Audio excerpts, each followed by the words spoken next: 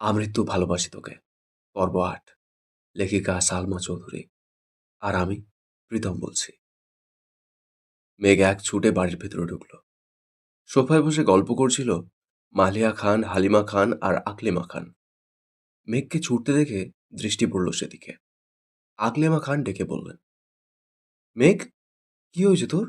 এভাবে ছুটছিস কেন? মেঘ সিঁড়ির নিচে এসে থামল। হাঁপাতে হচ্ছে মেয়েটার। জোরে জোরে নিঃশ্বাস নিচ্ছে আর বারবার দরজার দিকে তাকাচ্ছে। আবির ভাই বলেছে কোথায় যাবে, তারপরও যদি কোনো কারণে বাসায় চলে আসে, এই আশঙ্কায় বারবার তাকাচ্ছে মেঘ।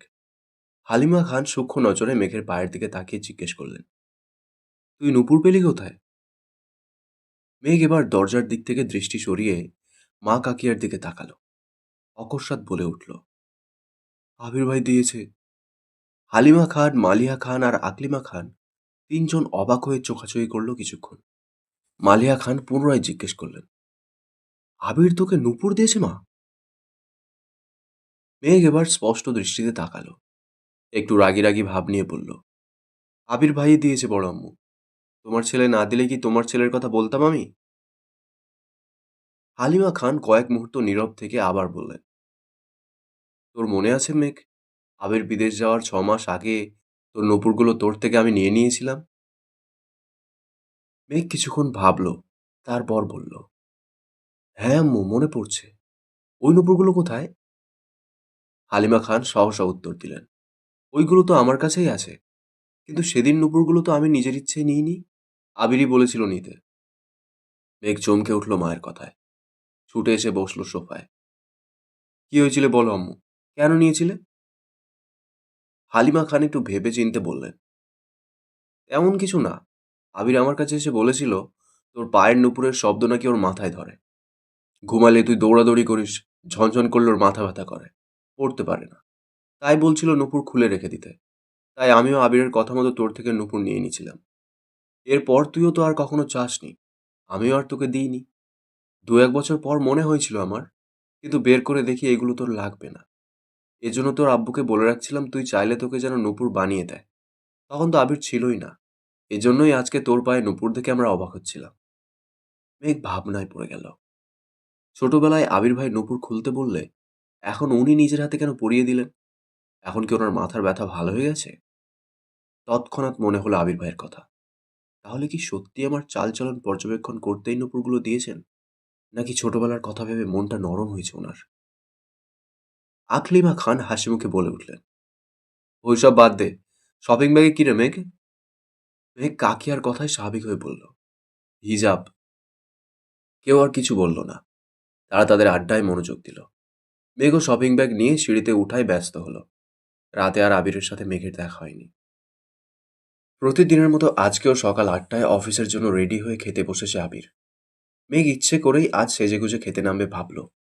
চুল ছাড়ায় সেগুলো কোমর ছাড়িয়ে পড়েছে। মাথায় পিচ্চি বাচ্চার মতো একটা পুতুলের বেলও দিয়েছে। কালো জামা পরেছে, সাথে ম্যাচিং কালো ওড়না। ওষ্ঠদ্বয়ে হালকা গোলাপি রঞ্জকও লাগিয়েছে। সিঁড়ি দিয়ে নামছে। আবির এক পলক তাকাতেই স্তব্ধ হয়ে রইল।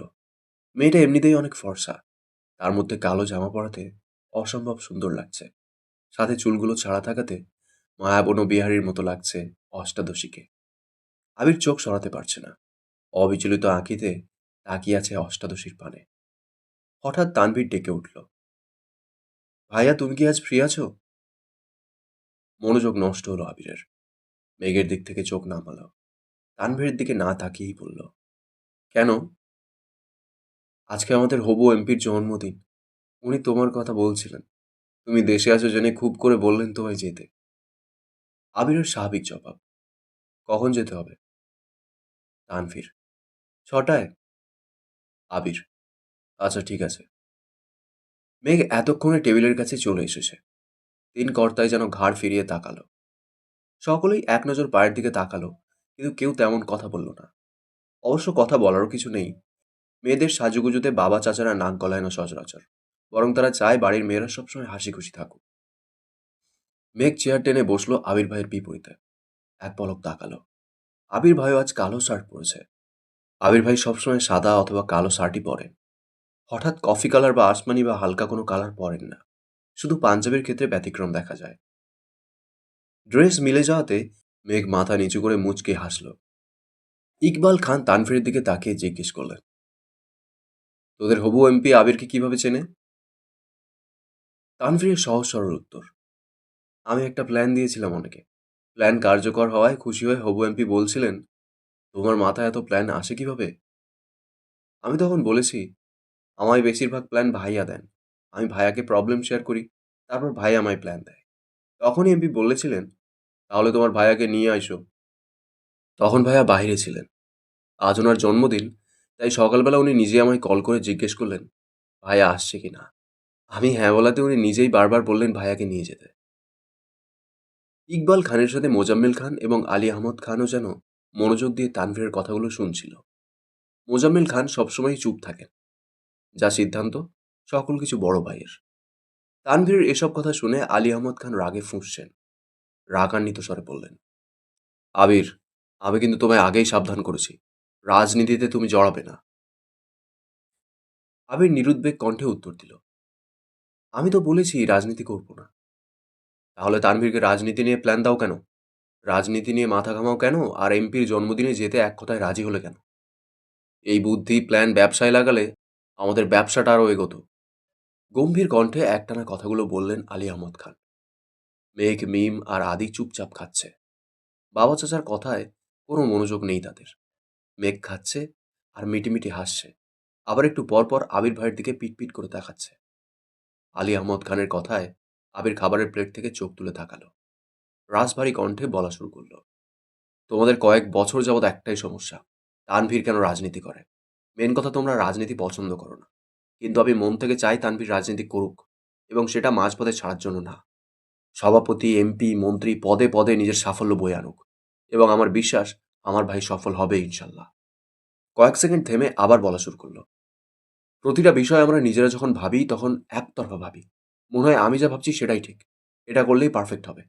কিন্তু সব দিক থেকে সেটা পারফেক্ট নাও হতে পারে। তাই তানভীর পরিস্থিতি বুঝে নিজে যা ভাবে সেটা আমায় জানায়। যদি ভাবনা ঠিক থাকে তাহলে আমি বলি ঠিক আছে, না হয় আমি সাজেশন দিই এটা এভাবে না করে ওভাবে কর। এতটুকুই। এই কথাগুলো তানভীর চাইলে আমায় না বলে তাদের কমিটির লোকজনকে বলতে পারত, কিন্তু তানভীরের যেহেতু ইচ্ছে সভাপতি হওয়ার, তার প্ল্যান সভাপতি জানলে সে কাজ করবে, তখন তানভীরের নাম থাকবে না। এজন্য তানভীর আমায় শেয়ার করে। আরেকটা বিষয় হলো ব্যবসা। আমি ব্যবসায় ঢুকেছি মাত্র 1 সপ্তাহ হলো। আমি সবকিছু বুঝে নিই ঠিকমতো, তারপর দেখো ব্যবসায় মনোযোগ দিতে পারি কিনা। এমপির জন্মদিনে যেতে রাজি হওয়ারও কারণ আছে। এবার বাবা চাচাদের দিকে এক পলক তাকিয়ে চোখ নামিয়ে বলা শুরু করলো, তোমরা এখন নামি দামি ব্যবসায়ী। একসময় তোমাদের ব্যবসাও অনেক ছোট ছিল, অনেক ঝামেলা পোহাতে হয়েছে তোমাদের। তখন আমি ছোট ছিলাম, তবুও যতটা সম্ভব বুঝেছি। বর্তমানে আমি নতুন ব্যবসা শুরু করতে যাচ্ছি, আমারও কাগজপত্র নিয়ে অনেক জায়গায় দৌড়াদৌড়ি করতে হবে। অনেক বিত্তমানদের সঙ্গে ব্যবসার দিক থেকে টক্কর লাগবে। শুধু টাকা থাকলেই সবকিছু করা সম্ভব হয় না, সাথে পাওয়ার প্রয়োজন হয়। অনেক সময় পুলিশের থেকেও রাজনৈতিক পাওয়ার বেশি কাজে লাগে। আইনিভাবে যে বিষয় সমাধান করতে মাসের পর মাস লেগে যায়, সেটা বড় বড় নেতাদের একটা কলেই সলভ হয়ে যায়। তানভীর যেহেতু রাজনীতিতে আগ্রহ আছে, তাহলে সে মনোযোগ দিয়ে রাজনীতি করুক, আমি ব্যবসা সামলাই। তানভীর ভালো অবস্থানে থাকলে আর আমি মোটামুটি পরিচিত থাকলে আমাদের যে কোনো প্রয়োজনে আশেপাশে মানুষের সাহায্য পাবো। এতগুলো কথা বলে এবার আবির থামলো। মেঘ হা করে তাকিয়ে আছে আবির ভাইয়ের দিকে আর ভাবছে, কি দূরদর্শী চিন্তাভাবনা আবির ভাইয়ের। মেঘ মনে মনে নিজেকে বাহবা দিচ্ছে। আবির ভাইয়ের জন্য হিটলার নামটা একদম ঠিকঠাক। আলী আহমদ খান, মোজাম্মেল খান এবং ইকবাল খান তিনজনই অবাক চোখে তাকিয়ে আছে। ইকবাল খান সহসা বলে উঠলেন, দেখেছো ভাইয়া আবিরের চিন্তাভাবনা কত দূর। আগে থেকেই ভেবেচিন্তে মাঠে নেমেছে। তুমি খামোখা চিন্তা করো ওর জন্য। দেখবে আমাদের ব্যবসাতে খুব শীঘ্রই পরিবর্তন আসবে ইনশাল্লাহ। আলী আহমদ খান আর কথা খুঁজে পেলেন না। খাওয়া শেষ করে উঠে গেলেন। মোজাম্মেল খান তানভীরের দিকে তাকিয়ে বললেন, আমাদের মান না রাখ, আবিরের মান অন্তত রাখিস। তানভীর শীতল কণ্ঠে জবাব দিল, আমি সর্বোচ্চ চেষ্টা করব ভাইয়াকে সব দিক থেকে সাহায্য করার। সকলেই নীরব। এতক্ষণে মোটামুটি সবার খাওয়া শেষ। সবাই সবার মতো উঠে যাচ্ছে। আবিরের খাওয়া শেষ হতেই যেই না উঠতে যাবে, নজর পড়ল অষ্টাদশীর পানে। কাজল পরিহিতা টানা টানা চোখ, গভীর দৃষ্টিতে তাকিয়ে আছে আবিরের দিকে। আবির টেনে হেঁচড়ে দৃষ্টি সংযত করল, হালকা করে কাশি দিল। মেঘ এখনো বিভোরে তাকিয়ে আছে। আবির এবার দাঁড়াতে দাঁড়াতে বলল, মুখটা বন্ধ কর মেঘ, মাছি ঢুকবে মুখে। মেঘ নড়ে চড়ে বসল। আবির ততক্ষণে বেসিনে চলে গেছে হাত ধুতে। মেঘ নিজের মাথায় নিজে গাঁটটা দিল। ছি, আবির ভাই কি ভাবলো? যতই মন শক্ত করি, আহাম্মকের মতো আবির ভাইয়ের দিকে তাকিয়ে থাকবো না ভাবি, ততই যেন আবির ভাইয়ের কাছে বেকুব সাজতেছি। সেই যে মাথা নিচু করে খাচ্ছে আর মনে মনে নিজেকে বকতে ব্যস্ত, আবির ভাই কখন ব্যাগ নিয়ে বেরিয়েছেন সেদিকেও নজর নেই মেঘের। খাওয়া শেষ করে রুমে গিয়ে পড়তে বসেছে। আজ কোচিং প্রাইভেট নেই, তাই ৩টা পর্যন্ত টানা পড়াশুনো করছে। তারপর গোসল করে খেতে এসেছে। বিকেল হয়ে গেছে, তাই কাকিয়া আর বড় আম্মু ঘুমাচ্ছেন। হালিমা খানও শুয়েছিলেন। মেঘের সিঁড়িতে নামার সময় নুপুরের শব্দে বেরিয়ে এসে খাবার দিলেন মেঘকে। মেঘ চুপচাপ খাবার খাচ্ছে। হালিমা খান পাশের চেয়ারে বসে শান্ত কণ্ঠে মেঘে জিজ্ঞেস করলেন, পড়াশুনো ঠিকমতো করছিস তো মা? মেঘ উপর নিচ মাথা নাড়ল শুধু। হালিমা খান, আর তো কয়েকটা দিন, এরপরই তো রেজাল্ট দিয়ে দেবে। তারপরই তো ভর্তি পরীক্ষার যুদ্ধ শুরু হয়ে যাবে। মেঘ চুপচাপ খাওয়া শেষ করে সোফায় বসে টিভি দেখছিল। হালিমা খান সব গুছিয়ে মেয়ের পাশে বসলেন। মেঘ কিছুক্ষণ পর মায়ের উরুর উপর মাথা রেখে শুয়ে পড়ল। হালিমা খানও সযত্নে মেয়ের মাথায় হাত বুলিয়ে দিচ্ছেন। বিকেলে গোসল করাতে চুলগুলো এখনো ভেজা। হালিমা খান একটু রাগে রাগে বললেন, সারাদিন বাসায় থেকেও বিকেলে গোসল করিস কেন? ঠিকমতো না খেলে, ঠিকমতো গোসল না করলে অসুস্থ হয়ে পড়বি। তখন তো পড়তেই পারবি না। মেঘ চুপচাপ মায়ের হাঁটু আঁকড়ে শুয়ে আছে। ততক্ষণে ৫টা বেজে গেছে। আবির আজ একটু তাড়াতাড়ি চলে এসেছে অফিস থেকে। ৬টায় এমপির জন্মদিনের অনুষ্ঠানে যেতে হবে। বাড়িতে ঢুকে চুপচাপ সিঁড়ির দিকে যাচ্ছে। পায়ের শব্দে হালিমা খান তাকিয়ে দেখলেন আবিরকে। হালিমা খান কোমল কণ্ঠে বললেন, এত তাড়াতাড়ি এলি যে? কফি দিব তোকে? আবিরের দৃষ্টি পড়ে সোফায়। হালিমা খানের উড়ুতে শোয়া মেঘকে দেখে বুকের ভেতর ছ্যাদ করে ওঠে আবিরের। মায়ের কথা শুনে মেঘও ঘাড় ঘুরিয়ে তাকায়। চোখ পড়ে সিঁড়ির কাছে আবির ভাইয়ের দিকে। সঙ্গে সঙ্গে সোজা হয়ে উঠে বসল। আবির তৎক্ষণাৎ তড়িৎ গতিতে মেঘের কাছে আসে।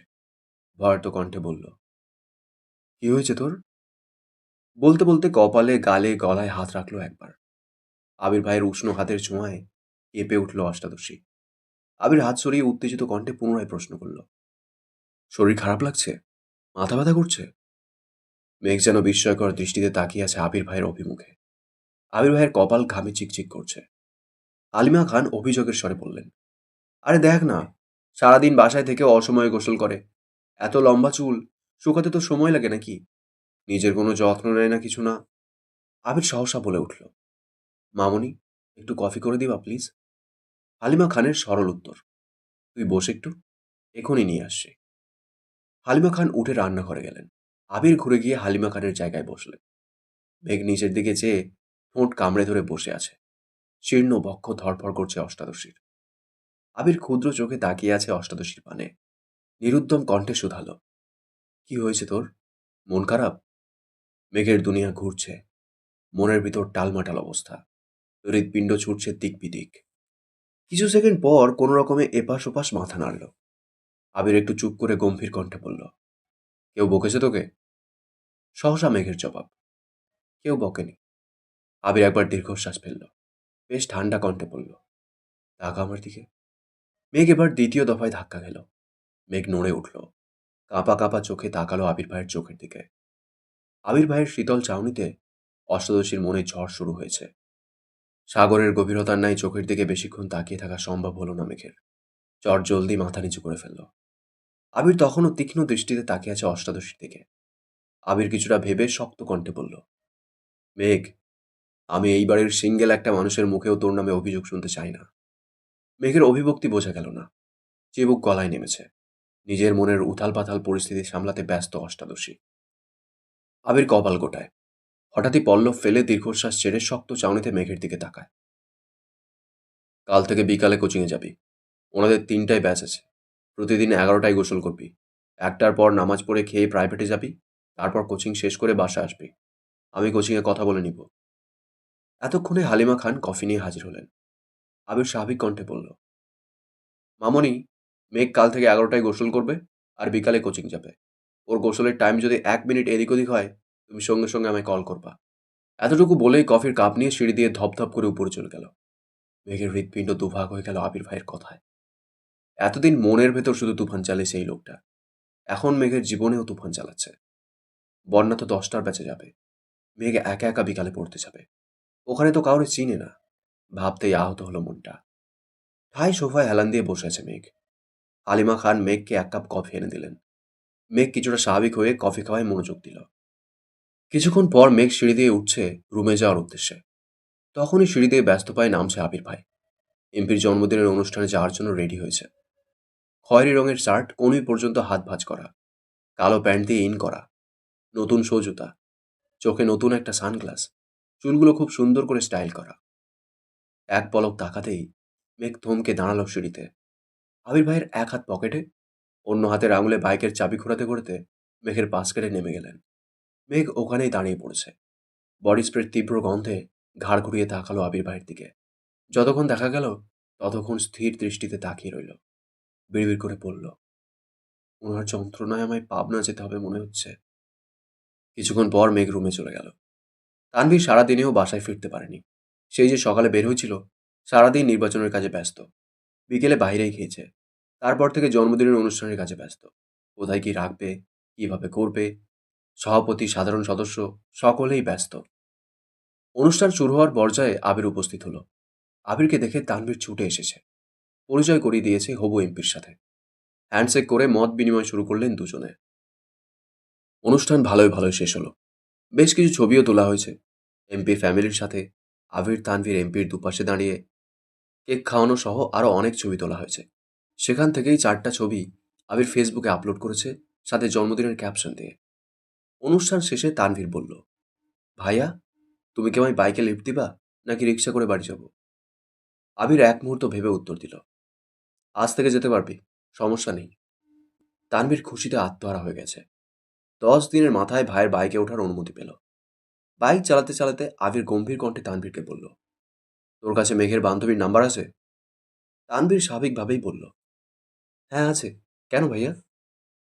আবির রাজভারী কণ্ঠে বলল, তুই তাকে কল দিয়ে বলিস কাল থেকে যেন 3টায় কোচিংয়ে যায়। মেঘের ব্যাচ টাইম চেঞ্জ করে দিয়েছি, সাথে তারটাও। কোচিংয়ের লোকের সাথে কথা বলেছি, মেঘের একা একা বিকেলে ভালো লাগবে না। তানভীর চিন্তিত স্বরে বলল, আবার কোনো সমস্যা হয়েছে ভাইয়া? আবির এবার দীর্ঘশ্বাস ফেলে কণ্ঠ দ্বিগুণ ভারী করে বলল, তোর বোন ঠিকমতো খায় না, গোসল করে না, পড়ে না, কত অভিযোগ শুনতে হয়। এজন্য টাইম পাল্টে দিয়েছি, সাথে ওকে ওয়ার্নিংও দিয়েছি। তানভীর আর কিছু বলল না। চুপচাপ দুই ভাই বাসায় ঢুকে যে যার মতো রুমে চলে গেল। রাত তখন 10:30। তানভীর ফোন থেকে বন্যা নামে সেভ করা একটা নাম্বারে কল দিল। দুবার দেওয়ার পর রিসিভ হলো। বন্যা, আসসালামু আলাইকুম। তানভীর, ওয়ালাইকুম আসসালাম। বন্যা, কে বলছেন? তানভীর, আমি মেঘের ভাই। বন্যা একটু ভয় ভয়ে বলল, আবির ভাইয়া? তানভীর কিছুটা রাগ হলো, অকস্মাৎ বলে উঠল, ভাইয়া তোমায় কল দেবে কেন? ভাইয়া কি খেয়ে কাজ নাই যে তোমায় কল দিবে? ভাইয়া জীবনেও তোমায় কল দিবে না। শুধু তোমায় কেন, কোনো মেয়েকেই কল দিবে না। বন্যা আস্তে আস্তে শুধালো, তানভীর ভাইয়া? তানভীর, হ্যাঁ। বন্যা, কোনো দরকার ভাইয়া? তানভীর, শুনো, তুমি কাল থেকে 2টার ব্যাচে প্রাইভেট পড়বে আর 3টার ব্যাচে কোচিং করবে। মেঘও বিকালে কোচিং করবে। এটাই জানার জন্য কল দিয়েছি। ভুল করে আবার সকালে চলে যেও না। আল্লাহ হাফেজ। এতটুকু বলেই কল কেটে দিল তানভীর। বন্যা খাটের ওপর টাস্কি খেয়ে বসে পড়ল।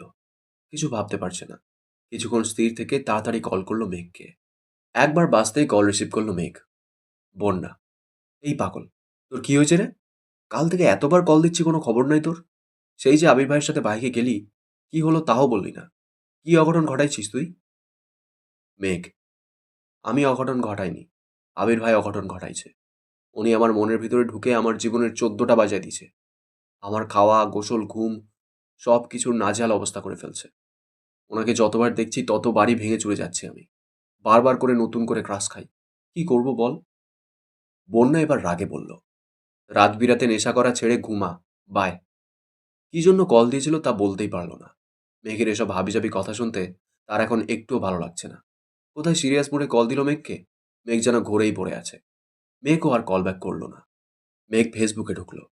ঢুকতেই সামনে আসলো আবির ভাইয়ের 3 ঘন্টা আগে করা পোস্ট। ছবিগুলো খুব ভালো করে দেখছে মেঘ। টেনে টেনে বড় করে আবির ভাইকে মনোযোগ দিয়ে দেখছে। হঠাৎই একটা ছবি দেখে মেঘের দৃষ্টি স্থির হলো। আবির ভাইয়ের পাশে কড়া নীল রঙের একটা গাউন পরা মেয়ে। দেখেই মনে হচ্ছে শরীরে বড়লোক বড়লোক ভাব আছে একটা। মেঘের পায়ের রক্ত চড়চড় করে মাথায় উঠছে। ওই মেয়ে কে? আর আবির ভাইয়ের পাশে ওই মেয়ে কি করে? কমেন্ট চেক করতে গেল মেঘ।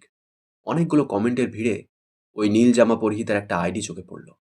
আবির ভাইয়ের ছবিতে কমেন্ট করছে, আপনি অসম্ভব কিউট। ইচ্ছে করছিল আপনাকে সব সময়ের জন্য রেখে দিই। ইচ্ছে হলে বেড়াতে আসবেন, আর সম্ভব হলে ফ্রেন্ড রিকোয়েস্ট অ্যাকসেপ্ট করবেন। রাগে শরীর ঘামছে মেঘের। শোয়া থেকে উঠে বসলো। কমেন্টটাতে অ্যাংরি রিয়াক্ট দিয়ে মেঘের আইডিতে ঢুকলো। প্রোফাইল পিকটা 2 ঘন্টা আগেই আপলোড করা। কভার ফটোতে হবু এমপির সাথে ছবি। ক্যাপশন, বাবা মেয়ে। মেঘের বুঝতে বাকি নেই এটা এমপির মেয়ে, একটা প্রাইভেট বিশ্ববিদ্যালয়ে পড়ে। মেঘ রাগে ফুঁসফুস করছে। আবারও আবির ভাইয়ের আইডিতে ঢুকলো মেঘ। জাস্ট নাও একটা পোস্ট করেছেন আবির ভাই, তেরি নজর নে ক্যা কর দিয়া, মুঝসে হি মুঝকো জুদা কর দিয়া। সাথে রাতের শহরে বাইকে বসে একটা ছবি শেয়ার করলেন। মেঘ মনোযোগ দিয়ে ক্যাপশন বোঝার চেষ্টা করছে। তার মানে আবির ভাই ওই মেয়ের প্রেমে পড়ে গেছে। ভাবতেই নেত্রযুগল থেকে দুফোঁটা পানি গড়িয়ে পড়ল। আবারও সেই কমেন্টটা খুঁজতে গেল মেঘ। কি এমন সুন্দর মেয়েটা দেখতে হচ্ছে তো। কিন্তু পোস্টের সব কমেন্ট ঘেটেও মেয়ের কমেন্ট পেল না। তার মানে আবির ভাইকে ডিলিট করে ফেলছে। কিন্তু ওই মেয়েকে কি অ্যাকসেপ্ট করে ফেলল? তারপর দীর্ঘশ্বাস ফেলে নিজেকে নিজে সান্ত্বনা দিতে লাগলো। আবির ভাই তো শুধুই আমার ক্রাশ। ক্রাশ তো ক্ষণিকের। উনিও তো কিছুদিন পর বিয়ে করবেন। তখন তো আমাকে মেনে নিতেই হবে। আমার তো সাহসে কুলাবে না আবির ভাইকে কিছু বলার। মায়ের খাওয়ার থেকে চুপ থাকি, সেই ভালো। এদিকে আবির বাসায় ফিরে ফ্রেশ হয়ে শুয়ে আছে। একটা ছবি জুম করে শুধু চোখগুলোর দিকে তাকিয়ে আছে। আর বিড়বিড় করে গাইছে, मैंने जब देखा था तुझको, रात भी वो याद है मुझको, तारे गिनते गिनते सो गया,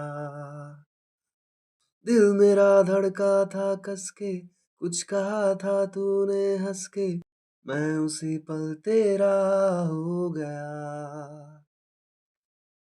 কিছুক্ষণ থেমে আবার বলল, तेरी नजरों ने कुछ ऐसा जादू किया, लुट गए हम तो पहली मुलाकात में।